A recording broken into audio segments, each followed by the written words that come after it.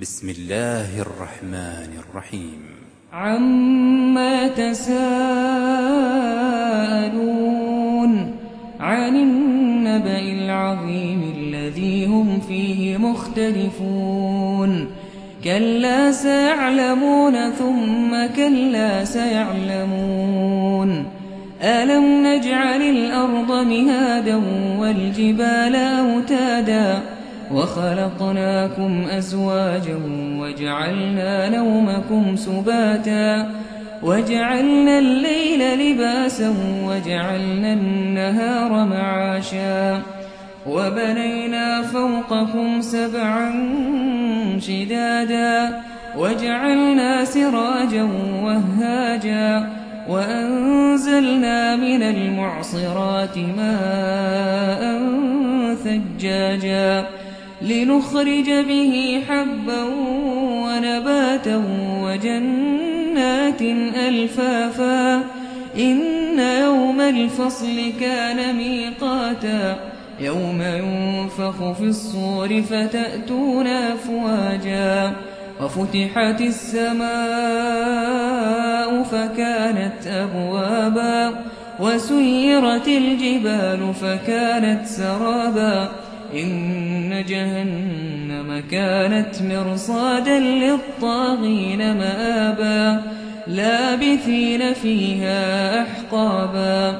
لا يذوقون فيها بردا ولا شرابا إلا حميما وغساقا جزاء وفاقا إنهم كانوا لا يرجون حسابا وكذبوا بآياتنا كذابا وكل شيء أحصيناه كتابا فذوقوا فلن نزيدكم إلا عذابا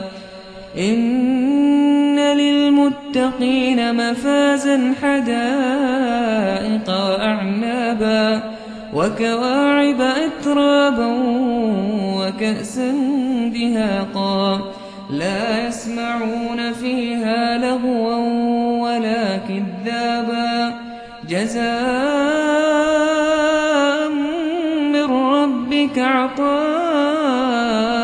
حسابا رب السماوات والأرض وما بينهما الرحمن لا يملكون منه خطابا يوم يقوم الروح والملائكة صفا لا يتكلمون إلا من أذن له الرحمن وقال صوابا ذلك اليوم الحق فمن شاء اتخذ إلى ربه مآبا إنا